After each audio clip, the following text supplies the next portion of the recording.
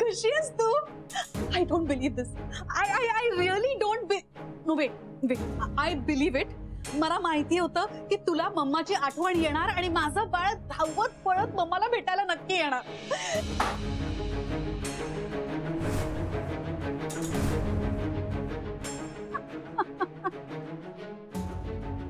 तुला शेवटी कळलं ना की त्या भिकारड्या घरात तू संसार नाही करू शकत. आपल्या हातून एक खूप मोठी घोड चूक झालीये हे तुला कळलं ना. आणि म्हणून तू लगेच बॅग पॅक करून आपल्या घरी परत आलीस.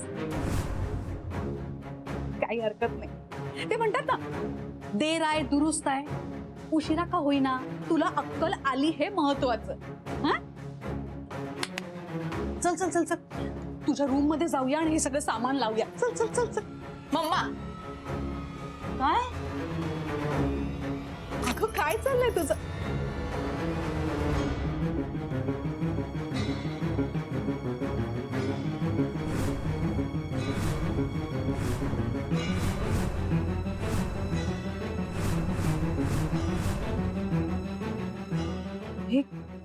हे काय आहे सगळं? हा प्रश्न मी तुला विचारायला हवा मम्मा. काय आहे हे सगळं? हे शशीचे जुने कपडे आहेत. पण हे तुझ्याकडे कसे आले सई? हे तर मी oh my God. Chandu Chandu हे काय आहे? हे कपडे मी तुला दिले होते ना? हो यांचं काय करायला सांगितलं होतं मी? हेच की हे कपडे गरीबांना द्यायला सांगितले होते ना. हे सईकडे कसे आले? पास किती खोटं बोलशील ग अजून? हा नाही मी खोटं बोलत नाहीये. I swear. ठीक आहे. हे लेटर पण खोटं आहे का? हा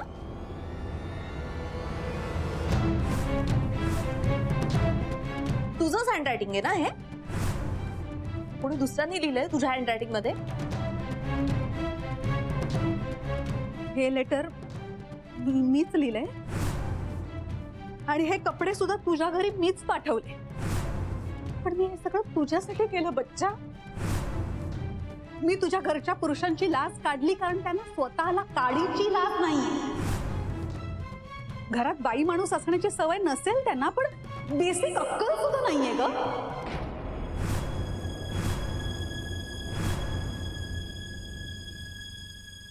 खिशात 4 पैसे नाही, घरात सुख सुविधा नाहीत, नोकर चाकर नाही, ऐशो आराम नाही, निदान अंगभर कपडे तरी घालावे ते सुद्धा नाही.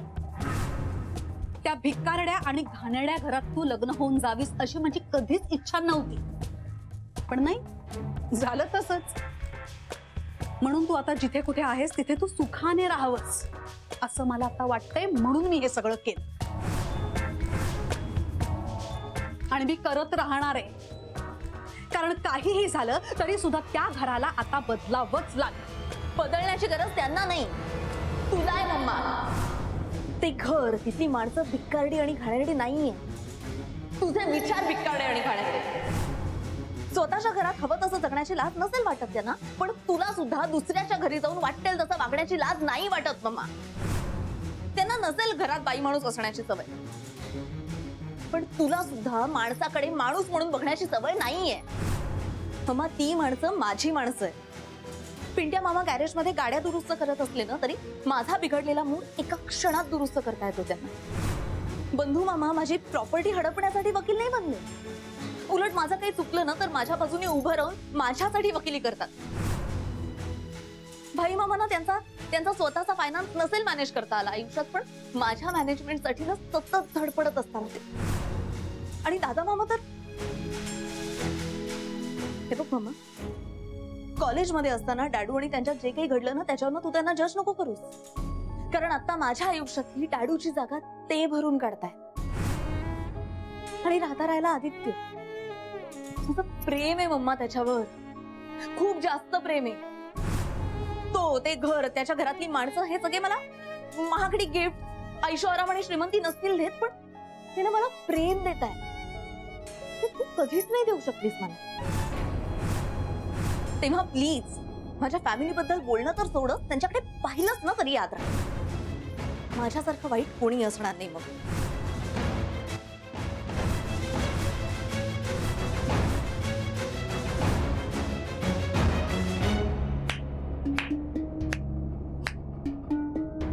चार दिवसांची नाटकं आहेत गसई ही सगळी.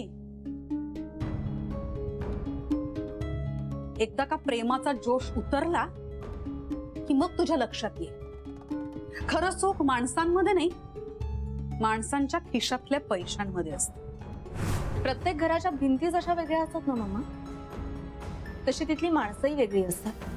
त्यामुळे या घरातले नियम त्या घरात कधीच लागू होणार नाही.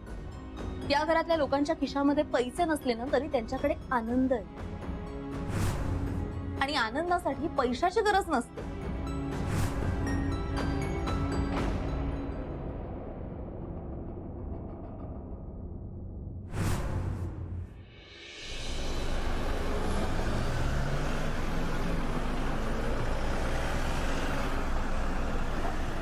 अगदी आनंदासाठी असं नाही, पण जीवनाच्या मूलभूत गरजा भागवण्यासाठी पैसे लागतातच ना. आणि ते पैसे कमी पडतात आता.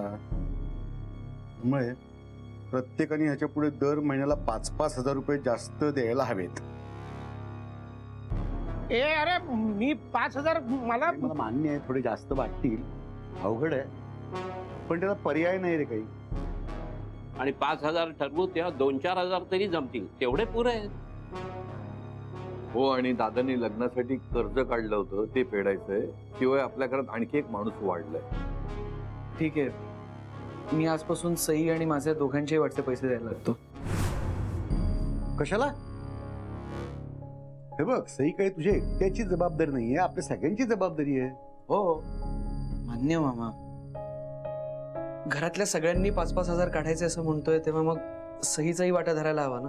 सईचा वाटा पैशाचा नाही आहे, सईचा वाटा आनंदाचा आहे. आणि तिने तिच्या आनंदाचा वाटा इथे आल्यापासून आपल्याला दिला. बघा ना, आता स्वतःचा काही विचार न करता तिने आपल्यासाठी सदरे आणले आणि आपण तिच्यावर रुसलो. आणि आता सुद्धा ती आपल्यासाठी तिच्या आईची भांडण. का म्हणालस तू? काही नाही. सई कुठे? पिंट्या, खरं सांग काय ते, माझी शपथ आहे तुला. यार तुम्ही शपथ वगैरे नका रे घालू आता. तुम्हाला काही सांगायचं नाही म्हणून आदित्यने शपथ घातली. आता खरं सांग म्हणून तुम्ही शपथ घालताय. त्या सईने शपथ घातली म्हणून तिला मला तो बॉक्स दाखवायला लागला.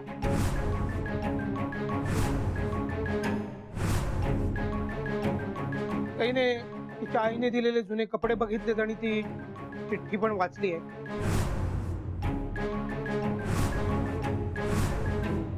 त्यामुळे ती तिच्या आईकडे गेली रागावून. पिंट्या, मूर्ख आहेस तू. मामा, अरे पिंट्या मामाची काहीच चूक नाहीये. तुम्ही किती लपवायचा प्रयत्न केला असता तरी कधी ना कधी तिला तो बॉक्स मिळणारच होता. अरे पण तू तिला जाऊन कशाला दिलंस? मामा, मी तिला अडवण्याचा प्रश्नच येत नव्हता. तिचा निर्णय तिने घेतला, मी फक्त साथ दिली. अरे पण आदित्य, मुळात अशा भानगडीमध्ये बायकांना पाडूच नाही. सगळं सुरळीत होईल असे निर्णय आपण पुरुषांनी घ्यायचे असतात. हे साफ चूक येणार आहे मामा.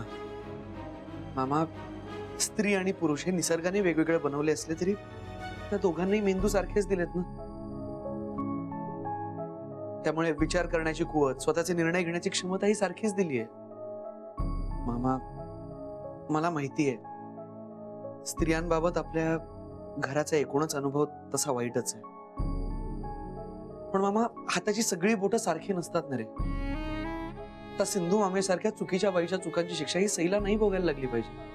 उलट तिला आपण अधिकार दिला पाहिजे, तिचं आयुष्य तिला हवं तसं जगायचं. आजपर्यंत या घरातले सगळे निर्णय फक्त पुरुषांनीच घेतलेत, कारण मुळात त्या घरात बाईच नव्हती. पण आता सई आली आहे ना, या घराबाबतीतले सगळे निर्णय जसं आपण घेताना तिचं मत ग्राह्य धरतो, तसंच ते तिच्या पर्सनल गोष्टींमध्ये धरलं पाहिजे. तिचे स्वतःचे निर्णय स्वतःने घेण्याची मुभा पण तिला द्यायला हवी. हो ना मामा? आणि अरे सई वादळ आहे, वादळ. आणि वादळाला कोणीच अडवू नाही शकत. हे तू म्हणतोस ते सगळं मान्य आहे मला, पण रागाच्या भरात किती नुकसान होऊ शकते याचा सगळ्यात जास्त अनुभव मला आहे. अरे शब्दानी शब्द वाढत जातो आणि शब्दाने शब्द वाढतो म्हणून वाटेल तो अपमान सहन करण्याची गरज नाहीये.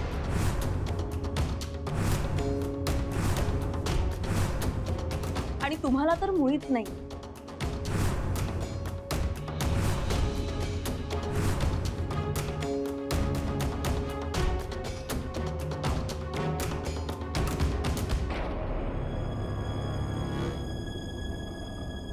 माझी मम्मा चुकीचं वागली, खूप चुकीचं वागली ती, पण तिच्याही पेक्षा जास्त तुम्ही चुकीचं वागला.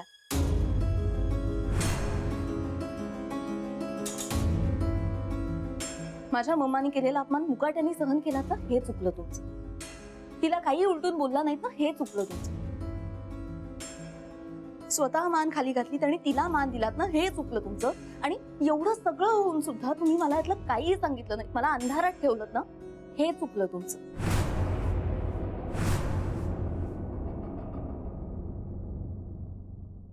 दादा मामा तुम्हीच म्हणाला होतात ना बाजारातले पदार्थ हे छान रॅपर मध्ये पॅक केलेले असतात, ते बाहेरून चकचकीत श्रीमंती दिसतात म्हणून आपल्याला ते घ्यावेसे वाटतात. पण त्या पदार्थांमध्ये घरच्या मायेच्या प्रेमाने केलेल्या पदार्थांचा गोडवा नसतो, हो ना?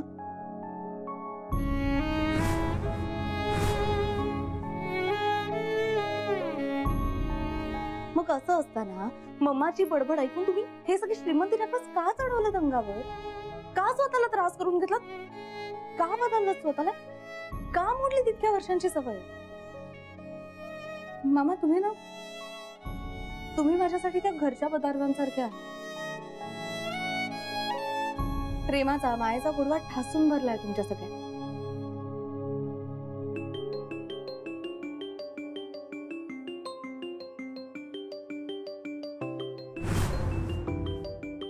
किती रॅपर्स बदललीत ना तरी तो गोडवा कमी होणार नाहीये.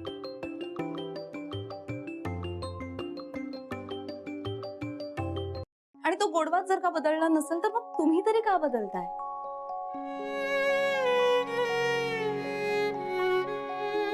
मग तुम्हाला माहितीये जेव्हा मी पहिल्यांदा या घरात आले होते ना, जेव्हा पहिल्यांदा तुम्हाला सगळ्यांना भेटले होते, तेव्हापासून मी स्वप्न रंगवते या घरात येण्याची. आणि ती सगळी स्वप्न आज पूर्ण होत आहे.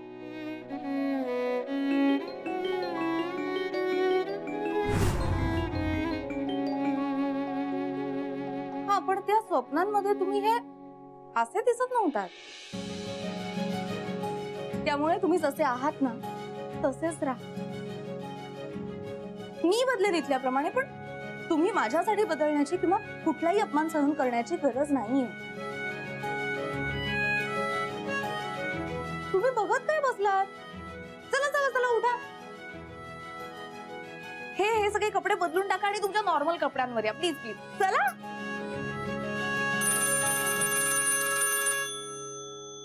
मी बघतो.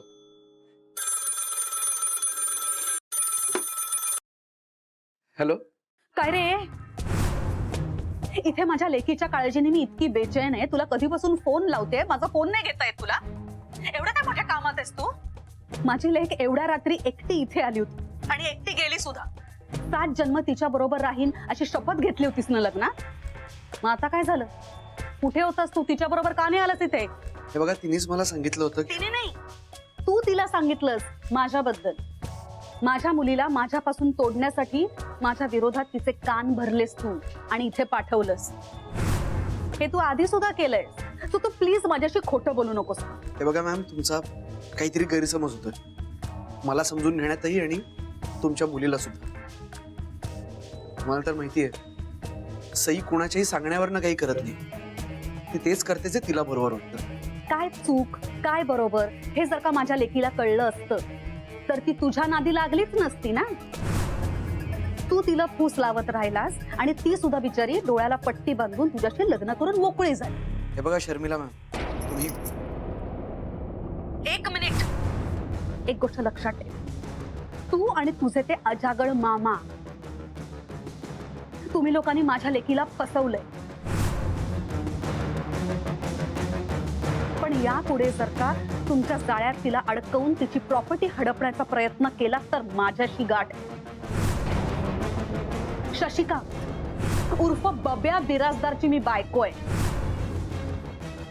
तो एक वेळ तुमच्याशी बरं वागेल, पण मी नाही.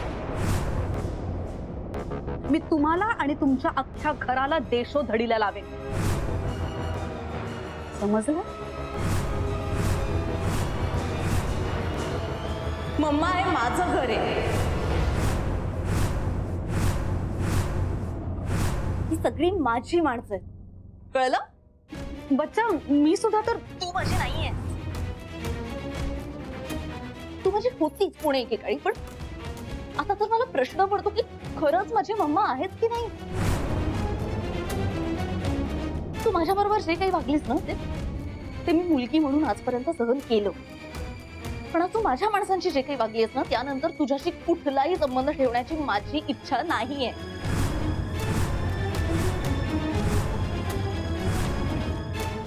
तू बोलली होतीस ना मला की मी तुझ्यासाठी मेलीये म्हणून.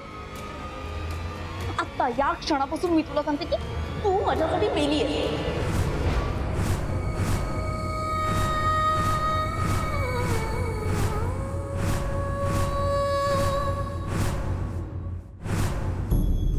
सही बच्चा.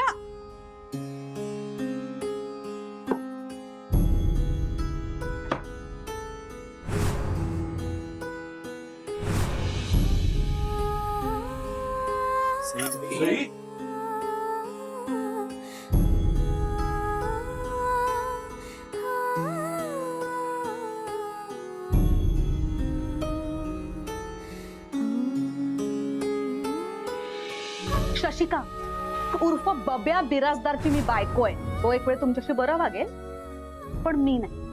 मी तुम्हाला आणि तुमच्या अख्ख्या घराला देशोधडीला लावेन.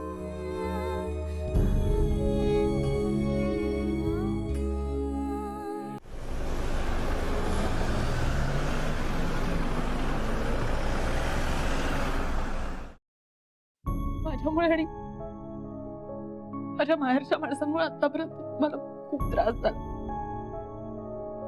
पण आता नाही होणार. कारण इथून पुढे मला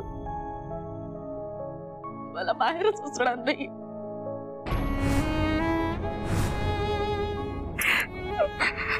अगं ताई तू रडतेस कशाला, आम्ही आहोत ना. आणि का रडतेस सई? माहेर हरवलं म्हणून? पण तुझ्या नशिबी तर आता 2-2 माहेर आहेत. एक तिथे आणि इथे.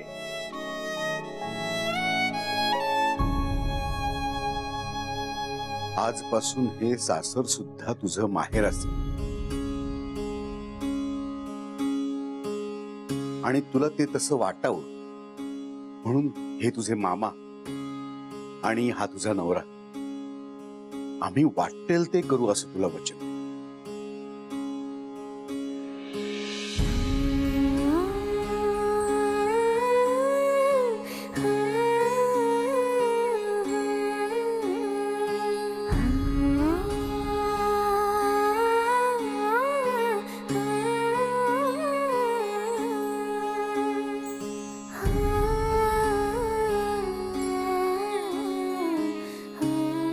अगं ए सई, आता रडू नकोस तू. अजून रडलीस ना तर त्या पुरात सासर आणि माहेर दोन्ही वाहून जाईल.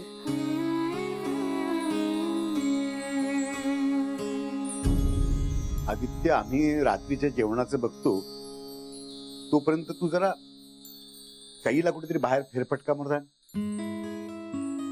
आणि अशा जागी घेऊन जा जिथून ही रडकी मुलगी हसत हसत परत येईल.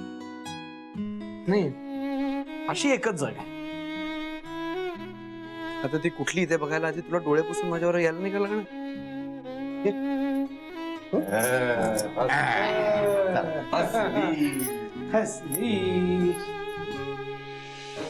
त्यांचे प्रश्न त्यांना सोडवू दे. आपण त्यापेक्षाही मोठे प्रश्न सोडवावे लागेल. पुढच्या 10 मिनिटांमध्ये आपण चर्चेला बसतो.